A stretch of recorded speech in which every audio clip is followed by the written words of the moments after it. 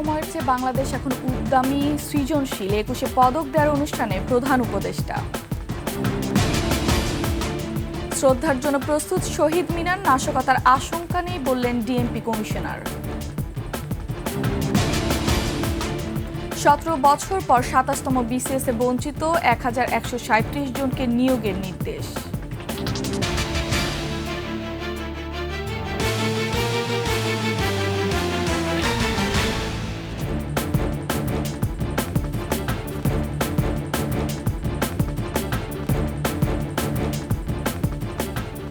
শুনছিলেন সংবাদ শিরোনাম। আমন্ত্রণ 21-এ দুপুরের সংবাদে, সাথে আছে আমি ফারহানা লুপা। দর্শক, 21-এ টেলিভিশনের সংবাদ একসাথে সরাসরি দেখতে পাবেন আমাদের ফেসবুক পেজ www.facebook.com/2124 অনলাইনে।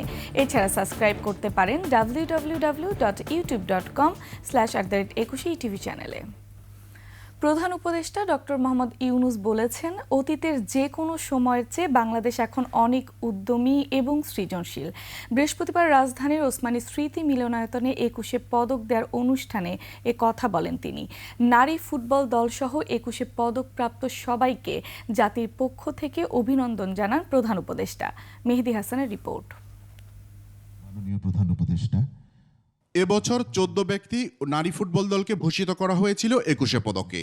সেই পদক দিতে রাজধানীর ওসমানী স্মৃতি মিলনায়তনে এই আয়োজন, যেখানে উপস্থিত ছিলেন প্রধান উপদেষ্টা ডক্টর মোহাম্মদ ইউনূস। দেশের বিভিন্ন ক্ষেত্রে অবদান রাখা ব্যক্তিদের পদক তুলে দেন প্রধান উপদেষ্টা। এভাবে সম্মানিত হতে পেরে নিজেদের অনুভূতির কথা জানান পদকপ্রাপ্তরা। 1971 সালে মাত্র 17 বছরের এক অসুখী তরুণের এই যে দীর্ঘ যাত্রা, লড়াই এবং আলোকচিত্রের মধ্যে দিয়ে তার যে জীবন অতিক্রান্ত, এটা নাটকের চাইতে, উপন্যাসের চাইতে অধিক বড়। আমি প্রতিবাদী। এর আগে বিভিন্ন সরকার যখন ছিল তাদের গঠনমূলক সমালোচনা করেছি,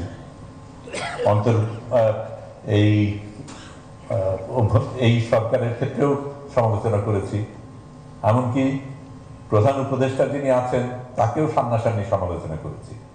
যারা আমাকে এই পথ চলতে সাহায্য করেছেন, তাদের ছাড়া আমি এখানে আসতে পারতাম না। তাদের সকলকে আমার আন্তরিক ধন্যবাদ জানাই। পদকপ্রাপ্ত সবাইকে জাতির পক্ষ থেকে অভিনন্দন জানিয়ে প্রধান উপদেষ্টা বলেন, 52-র 21শে ফেব্রুয়ারি আজও আমাদের প্রেরণার উৎস। 21শে ফেব্রুয়ারি আমাদের আত্মপরিচয়ের অবিনাশী স্মারক, আমাদের স্বাধিকার চেতনার প্রাণ প্রবাহ। 21শে ফেব্রুয়ারি 1952 সালের এই ফেব্রুয়ারি মাসেই রাষ্ট্রভাষা প্রশ্নে পাকিস্তানি শাসকদের চাপিয়ে দেওয়া অন্যায় সিদ্ধান্তের প্রতিবাদে রুখে দাঁড়িয়েছিল ছাত্র সমাজ। 24-এ যে তারুণ্য নতুন বাংলাদেশ সৃষ্টি করেছে, সেই তারুণ্য নতুন পৃথিবীর স্বপ্ন দেখে বলেও জানান প্রধান উপদেষ্টা।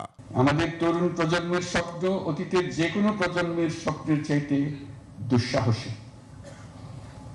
তারা যেমন নতুন বাংলাদেশ সৃষ্টি করতে চায়, তেমনি একই আত্মবিশ্বাসে নতুন পৃথিবীর সৃষ্টি করতে চায়। সেই সভ্যতার মূল লক্ষ্য থাকবে পৃথিবীর সকল সম্পদের উপর প্রতিটি মানুষের সমান অধিকার নিশ্চিত করা, প্রতিটি মানুষের স্বপ্ন দেখার এবং সেই স্বপ্ন বাস্তবায়নের সকল সুযোগ নিশ্চিত করা। এবারের 21শে পদক বিভিন্ন ক্ষেত্রে জাতির কৃতি সন্তানদের আরও উৎসাহ যোগাবে বলেও মত ডক্টর ইউনূসের। মেহেদী হাসান, 21শে টেলিভিশন, ঢাকা। 21 ফেব্রুয়ারি আন্তর্জাতিক মাতৃভাষা দিবসে শ্রদ্ধা নিবেদনের জন্য প্রস্তুত কেন্দ্রীয় শহীদ মিনার। ফুলে ফুলে ভরে উঠবে শহীদ বেদি, আর সেই বেদিতে প্রস্তুত করতে এখন চলছে শেষ মুহূর্তের কাজ। এদিকে শহীদ মিনার পরিদর্শন করতে গিয়ে ডিএমপি কমিশনার বলেন, এই দিবসকে কেন্দ্র করে কোনো ধরনের জঙ্গি হামলার আশঙ্কা নেই, থাকবে 3 স্তরের নিরাপত্তা। বিস্তারিত সিরাত আল মুস্তাকিমের রিপোর্টে। 21শে ফেব্রুয়ারির বাকি মাত্র একদিন, বৃহস্পতিবার রাত থেকেই ভাষা শহীদদের শ্রদ্ধা জানাতে ঢল নামবে কেন্দ্রীয় শহীদ মিনারে। কেন্দ্রীয় শহীদ মিনারের মূল বেদিসহ পুরো প্রাঙ্গণ পরিষ্কার পরিচ্ছন্ন করা সহ সৌন্দর্য বর্ধন ও নিরাপত্তা নিশ্চিতের কাজ এখন শেষ পর্যায়ে। ঢাকা বিশ্ববিদ্যালয়ের চারুকলা অনুষদের শিক্ষার্থীরা মিনার প্রাঙ্গণে আলপনা এঁকে রঙের তুলিতে সাজিয়ে তুলেছেন, দেয়ালে দেয়ালে ফুটিয়ে তুলেছেন বর্ণমালা। শহীদ মিনার পরিদর্শন শেষে ডিএমপি কমিশনার মাতৃভাষা দিবসকে কেন্দ্র করে জঙ্গি হামলার আশঙ্কা নেই বলে জানান। দাহ্য পদার্থ বা বিস্ফোরক বা এরূপ কোনো কিছু যাতে নিয়ে কেউ প্রবেশ করতে না পারে তার জন্য আমাদের ব্যাপক ব্যবস্থা থাকবে। যে সমস্ত শীর্ষ সন্ত্রাসী জামিনে আছে তাদের এরিয়া অফ ক্রাইম বা এরিয়া অফ অপারেশন এক জিনিস, আর শহীদ মিনারের পুষ্পমাল্য অর্পণ ভিন্ন জিনিস। এখানে তো তাদের কোনো ইন্টারেস্ট নেই। তারা যারা বাইরে আছে আমরা জানি, তাদেরকেও আমরা চেস করতেছি, তারা কন্ট্রাসার ভিতরেই আছে। একেবারে যে তারা ফ্রি অপারেশন বা ফ্রি কিছু করতে পারছে এমনটি নয়। বিচ্ছিন্ন এক দুইটি মেনলি মোবাইল ছিনতাই ব্যতীত নগরীতে বড় ধরনের কোনো অপরাধ নেই, ল অ্যান্ড অর্ডার কোনো সমস্যা নেই, এভরিথিং ইজ নর্মাল। এদিকে রাজনৈতিক দলগুলোকে সুশৃঙ্খলভাবে শ্রদ্ধা নিবেদনের জন্য আহ্বান জানিয়েছেন ঢাকা বিশ্ববিদ্যালয় কর্তৃপক্ষ। রাজনৈতিক নেতৃবৃন্দের কাছে এই শ্রদ্ধা নিবেদনের জায়গায় আমরা এই শৃঙ্খলাটা বজায় রাখার ক্ষেত্রে আপনারা আপনাদের নেতা কর্মী যারা বিভিন্ন পর্যায়ে আছে তাদেরকে আপনারা একটু আহ্বান জানাবেন যাতে সুশৃঙ্খলভাবে এই শ্রদ্ধা নিবেদনটা করা যায়।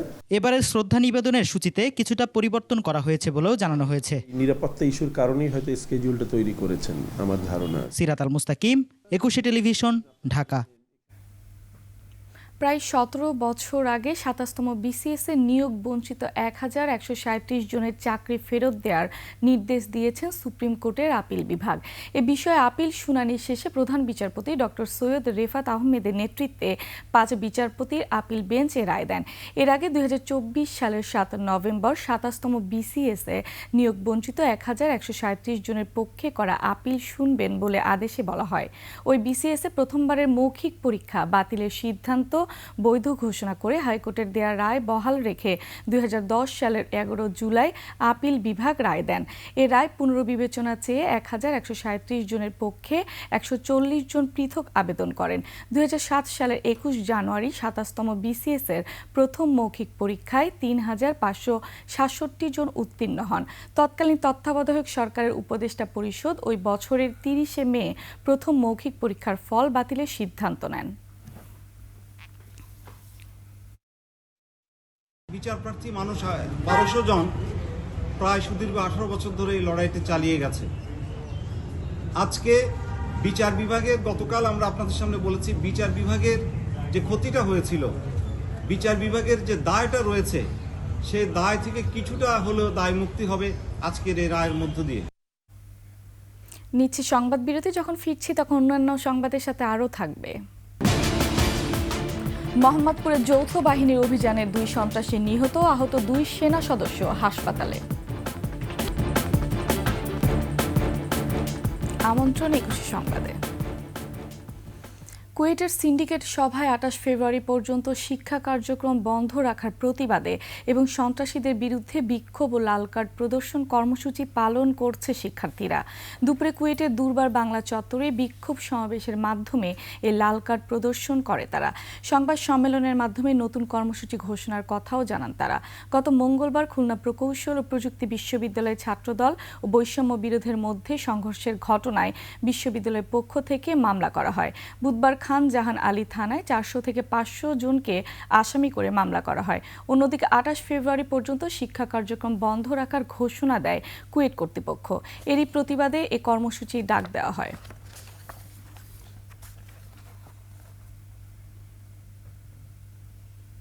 দর্শক, কুয়েট ক্যাম্পাসে আছেন আমাদের সহকর্মী মহেন্দ্রনাথ সেন। আমরা সরাসরি চলে যাচ্ছি তার কাছে। মহেন্দ্র, কুয়েটের পরিস্থিতি কেমন দেখছেন আর আন্দোলনের সবশেষ খবর সম্পর্কে আমাদের জানাবেন। যেমনটি বললেন, ছাত্ররা কিন্তু আজকে ছাত্র সংগঠন এবং সন্ত্রাসীদেরকে লাল কার্ড দেখিয়েছে। তারা বলেছে নতুন প্রশাসন আসার পর তাদের 6 দফা মানতে হবে এবং মানার পরেই কিন্তু তারা এই যে সংকট, সেই সংকট কেটে যাবে বলে তারা দাবি করছে। আমরা 2 শিক্ষার্থীকে এখানে এনেছি। আপনার কাছে আমাদের একটা প্রশ্ন, যে আপনাদের আন্দোলনের সর্বশেষ কর্মসূচিটি কি একটু যদি বলতেন। আজকে অলরেডি আমরা 11টার সময় লাল কার্ড দেখানোর মাধ্যমে আমরা জানিয়ে দিয়েছি সকলকে যে আমরা ছাত্রদল, বইবিছা, শিবির সহ কোনো ধরনের ছাত্র লেজুর ভিত্তিক ছাত্র রাজনীতি আমরা ক্যাম্পাসে চাই না। আজকে এরই পরিপ্রেক্ষিতে আজকে 4টায় গত 18 তারিখ ছাত্রদল এবং যুবদল কর্তৃক আমাদের ক্যাম্পাসে যে নৃশংস অ্যাটাক করা হয় সেটার ভয়াবহতা নিয়ে আজকে বিকাল 4টায় এটার চিত্র প্রদর্শনী অনুষ্ঠিত হবে। এর মাধ্যমে আমরা দেশকে আবারও জানিয়ে দিতে চাই কেন আমরা ক্যাম্পাসে কোনো ছাত্র রাজনীতি চাই না, এবং যে ইন্টারিম সরকার আমাদের ছাত্রদের রক্তের উপর ভর করে আছে ক্ষমতায় বসেছে, 48 ঘন্টা পার হয়ে যাওয়ার পরও তাদের পক্ষ থেকে আমাদের ছাত্রদের নিরাপত্তার বিষয়ে কোনো ধরনের যোগাযোগ করা হয়নি। ছাত্রদের যে 4 দফা, সেই 4 দফা তো মানা হয়েছে, আপনাদের এখন সর্বশেষ দাবিটা কি একটু বলবেন? আমাদের আসলে 4 দফা না, আমাদের অ্যাকচুয়ালি 6 দফা আছে এবং 6 দফার মধ্যে ভিসির পদত্যাগ করাও রয়েছে। কিন্তু আমরা গতকাল পর্যন্ত যে আমাদের আলটিমেটাম ছিল দুপুর 1টা, পরবর্তী সময়টা এক্সটেন্ড করে বিকাল 4টা পর্যন্ত করা হয়। বাট বিকাল 4টার পরও যখন আমাদের প্রাক্তন ভিসি যখন পদত্যাগ করেনি, তখন আমরা আসলে বাধ্য হয়েছি। এই প্রশাসনের উপর আমাদের কোনো ভরসা নেই। এই কারণে আমরা শিক্ষা উপদেষ্টা, তারপর স্বরাষ্ট্র উপদেষ্টা এবং প্রধান যে উপদেষ্টা, তাদের নিকট আমরা আমাদের স্মারকলিপি দিব। এখন আমরা বর্তমানে প্রশাসন নেই এবং আমাদের বর্তমান বিশ্ববিদ্যালয়ে কোনো অভিভাবক নেই। আপনি শুনছিলেন যে তারা বলছে যে এখন কিন্তু তাদের কোনো প্রশাসন নাই এবং তারা নিরাপত্তাহীনতায় ভুগছে। এই ছিল কুয়েট থেকে আমার কাছে সর্বশেষ সংবাদ। মহেন্দ্র, আপনাকে ধন্যবাদ। কুয়েট ক্যাম্পাস থেকে এতক্ষণ আমাদের সাথে যুক্ত ছিলেন সহকর্মী মহেন্দ্রনাথ সেন। চলে যাচ্ছে অন্য প্রসঙ্গে। মোহাম্মদপুরে যৌথ বাহিনীর অভিযানের সময় গোলাগুলিতে 2 সন্ত্রাসী নিহত হয়েছে। গ্রেফতার করা হয়েছে 5 জনকে। রমনা জোনের সহকারী পুলিশ কমিশনার জানান, নিহত 2 সন্ত্রাসীর পরিচয় এখনও জানা যায়নি। অভিযান পরিচালনার সময় সন্ত্রাসীদের হামলায় 2 সেনা সদস্য আহত হয়েছেন। মানিক শিকদার রিপোর্ট। বৃহস্পতিবার রাতে মোহাম্মদপুরের চাঁদ উদ্যানের লাউতলায় অভিযানে যায় সেনাবাহিনী ও পুলিশের যৌথ দল। সেনাবাহিনী দেখে এলোপাথারি গুলি চালায় আগে থেকে অবস্থান করা সন্ত্রাসীরা। এতে সেনাবাহিনীর সদস্যরাও পাল্টা গুলি চালায়। এভাবে 2 থেকে 3 মিনিট গুলি বিনিময় হয়। এক পর্যায়ে 5 জন সন্ত্রাসী আত্মসমর্পণ করে। 2 সন্ত্রাসী ঘটনাস্থলেই গুলিবিদ্ধ হয়ে মারা যায়। সন্ত্রাসীদের কাছ থেকে একটি রিভলভার ও কয়েক রাউন্ড গুলি ও দেশীয় অস্ত্র উদ্ধার করা হয়। ছেলে পেলে হাতে দূর থেকে তাকে লক্ষ্য করা যায় লাইটে চাপাতি জাতীয় দেশীয় অস্ত্রপাতি এবং কারো কারো হাতে আগ্নেয়াস্ত্র জাতীয় জিনিস। এটা পেয়ে যখন আমরা এগিয়ে যাই, তাদেরকে স্যান্ডা করতে বলি, তখন তারা কেউ 9 নম্বর বাসে ঢুকে পড়ে এবং ছাদে উপরে ওঠে। আমরা এগিয়ে যে বারবার তাদেরকে আমরা বলি স্যান্ডার করার জন্য, তা স্যান্ডার না করে বরং আমাদের লক্ষ্য করে, যৌথ বাহিনী লক্ষ্য করে গুলি করা শুরু করে। গুলি করার এক পর্যায়ে তাদের ভিতর থেকে কেউ আমাদেরকে ইট মারা শুরু করে। এই পরিস্থিতিতে তখন সেনা কর্মকর্তা এবং পুলিশ কর্মকর্তাদের জীবনমান রক্ষা করার স্বার্থে তখন আমাদের পক্ষ থেকেও ফায়ার করা হয়। গ্রেফতারকৃত 5 জনকে আটকের পর মামলা ও তদন্ত চলছে। ডেড বডি আমরা পোস্টমর্টমের জন্য সরকারি হাসপাতালে পাঠানো হয়েছে এবং মামলা তদন্তাধীন। অভিযানে 2 সেনা সদস্য আহত হয়ে সম্মিলিত সামরিক হাসপাতালে চিকিৎসাধীন আছেন বলেও জানায় পুলিশ। এই ঘটনায় সেনাবাহিনীর একজন ক্যাপ্টেন এবং একজন তাদের সদস্য আর একজন সদস্য তারা আহতপ্রাপ্ত হয়েছেন। মানিক শিকদার, 21 টেলিভিশন, ঢাকা। দর্শক, শেষ করছি দুপুরে 21 সংবাদ। যাবার আগে সংবাদ শিরোনামগুলো আরও একবার। যে কোনো সময়ের চেয়ে বাংলাদেশ এখন উদ্যমী, সৃজনশীল। 21 পদক দেওয়ার অনুষ্ঠানে প্রধান উপদেষ্টা। শ্রদ্ধার জন্য প্রস্তুত শহীদ মিনার, নাশকতার আশঙ্কা নেই বললেন ডিএমপি কমিশনার। 17 বছর পর 27তম বিসিএসে বঞ্চিত 1137 জনকে নিয়োগের নির্দেশ।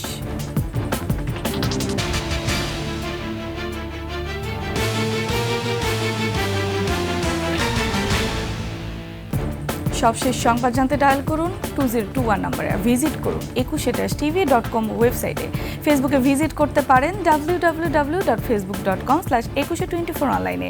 এছাড়া সাবস্ক্রাইব করতে পারেন www.youtube.com/21etv চ্যানেলে। এতক্ষণ সঙ্গে থাকার জন্য ধন্যবাদ। পরবর্তী সংবাদ বিকাল 5টায় দেখার আমন্ত্রণ রইল। 21-এর সাথেই থাকুন।